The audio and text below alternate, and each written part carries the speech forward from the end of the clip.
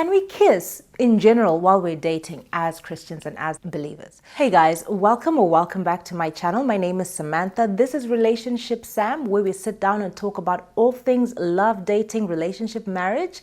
Basically, you feel it, we talk about it. And if you're new to the channel, be sure to subscribe and hit the notification bell so you never miss out on awesome future videos. In today's video, we're going to be talking about kissing frogs. This is going to be part 1 of my Kissing Frogs series because I've been threatening to talk about this for a while and I feel like it is time for us to start. And I wanted to start with the one question that is quite common among us as believers, which is it okay for us to kiss before we get married? Or say you're practicing celibacy, should you kiss or can you kiss? Or is it okay for us as believers, as Christians, while we're dating and not having sex before marriage, is it okay for us to kiss?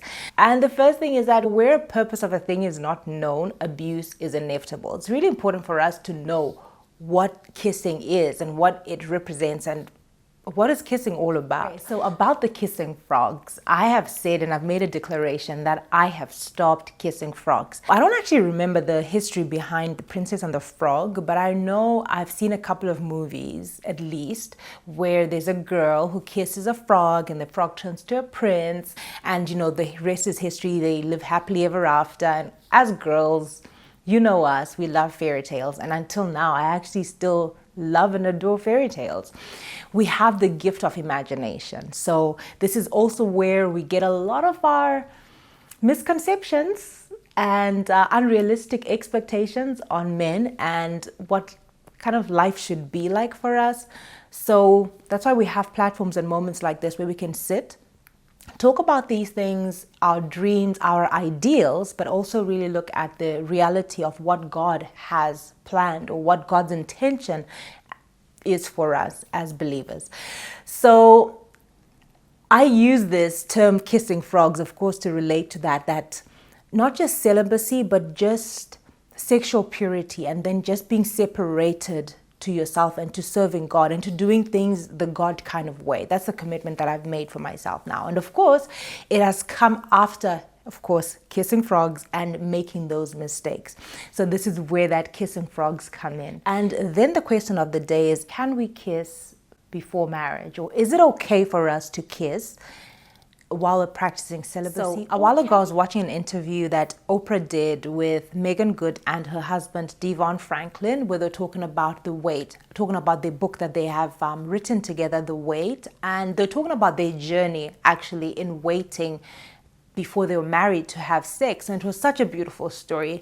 But I remember while I was watching that, there came a point where they talked about the kiss they had, which is like how they came to know that there was something there, that they really had some sexual chemistry or something like this. And at that time, it kind of jolted me back because I was like, kissing, I thought you were practicing celibacy. So I honestly thought if you're practicing celibacy, it means sexual purity, you're not going to be kissing. So it kind of struck me off guard because and then I thought maybe I don't understand, or I had the wrong idea of what celibacy is.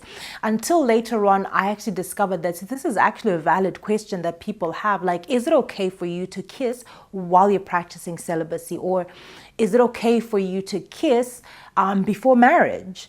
And interestingly, there's one minister I was watching and he was asked the same question. And the first thing that he did in responding to them or in answering them, he asked them a question and he said, is it okay for a married man to kiss another woman who's not his wife? And they said, no, it's not okay. So is it okay for the woman to kiss another man who's not her husband? And then they're like, no, it's not okay. So then he said, then these two people have no business kissing because they're not married to each other. So it was really funny. It was like, you know, interesting perspective, an interesting way of approaching it. Okay, so there are definitely a few things that kissing will do for you, and kissing will create an appetite. It will create an appetite for more. And the point is to exercise self-control. So if you don't have the self-control to not kiss, How do you know that you're going to have enough self-control to stop when it gets to that point at the level? It's kind of like wanting to play with the devil, but not wanting to go to hell with him. So that kissing is not innocent. You're definitely releasing hormones that are preparing you for sex. Kissing in itself is part of the whole thing. It's part of sex. Kissing creates an appetite. It prepares you for sex. So it is a part of sex. And if you are truly celibate, you have no business kissing, because nobody kisses like this with their hands behind their back. You know, you're going to be touching, and in touching, you're arousing the other person. And that's preparing for sex. Like, I know we can sugarcoat it. We can say in so many different ways, but that's exactly what it is. And you have the choice, though. You have the choice. God will not force you to obey his word. His instruction is there for our good, for our protection, and he will never force it on you, because God is that much of a gentleman. So it's up to you to choose which way you want to go, but we have to be open and honest with ourselves and with each other that it does something to you. At the very least, you'll be comparing between people. You'll be comparing how this person kissed you to how the other person kissed you. And I also love how Apostle Paul put it in 1 Corinthians 10:23 when he says, everything is permissible to me, but not everything is beneficial. So this is just really it. The word of God is for us. It's for our protection. It's not going to change God, because God is all God by himself, and he doesn't need us to validate his godliness. He doesn't need us to approve him and say, okay, so because we've done this, if we act this way, if we listen to you, then you become God. No, it's not going to affect him, and it's not going to take him off his throne. And the lights in heaven are not going to dim just because we have been disobedient. But there are consequences to each and every one of our actions. Oftentimes we like to choose the action, but we don't like the consequence. And truth be told, this is hard. It's really, really hard when you're attracted to someone to restrain yourself, to practice restraint. It's hard. It's almost impossible. But you have to win the war in your mind. The battle is really in our mind. And once you have won that battle, and you've met that person, these are some of the things that you need to discuss and you need to be open about, and ask them, like, what is their view on sexual purity? And we have to be willing to walk away. We have to be willing to be alone. And it's hard, and it can be quite lonely in that place of sexual purity and wanting to do things the right way. And we are so used to crucifying people who've committed adultery, who've been unfaithful in their marriages. But that's where it's starting. There's always a root to these things, and this is the root of it, that we're fornicating and we're not practicing self-control, to the point that now you're in marriage and you're expecting that person who could not hold themselves, who could not wait, even for someone who they love, they could not wait to marry them before they will kiss them and touch them and have sex with them. You expect that person to be able to have enough self-control when a stripper or a beautiful girl or a girl in their office is like strutting their stuff and showing them appreciation and, you know, tempting them. It's really hard. It's really hard. So sometimes we may look at it as if, you know, we're trying to do ourselves a favor. We're trying to do our man a favor because he has sexual needs. He has sexual urges that we need to satisfy. But ultimately, we are robbing ourselves. We're robbing ourselves, and we're robbing him of that opportunity to exercise self-control, because he's going to need it in marriage. He's going to need it later on. Because the same discipline that you're going to need in marriage, you have to develop in your single time, in your courtship, in that dating time.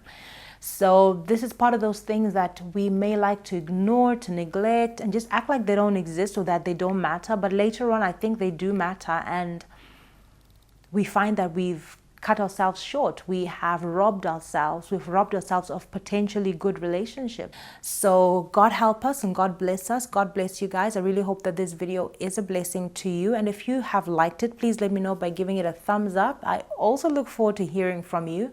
So chat with me in the comment section below. I know that I'm not going to be very popular for this, for these beliefs and for saying this, but really, all I'm saying is that the word of God has to be our standard, not any other couple.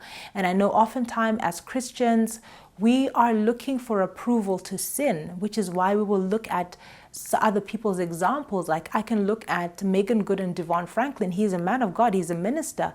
But he's shown to the world that for him, celibacy does not exclude kissing, that it's okay for you guys to kiss before you're married.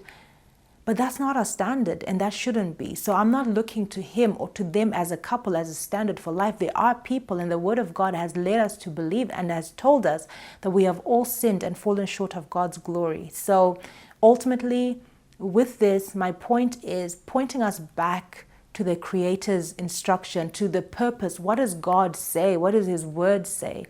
And He just says, run away from fornication. And honestly, as we've said, it's not going to change God's position. He's not going to come down from His throne just because we're disobedient.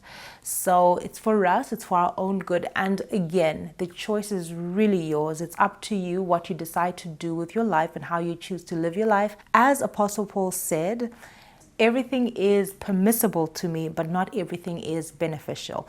Anyway, guys, love you. Gotta leave you for now. I hope that you liked the video. Again, chat with me in the comment section below. Look forward to hearing from you. Also, catch me on Instagram at Samantha Dika. Till later, subscribe, hit the notification bell, and I will see you on the next one.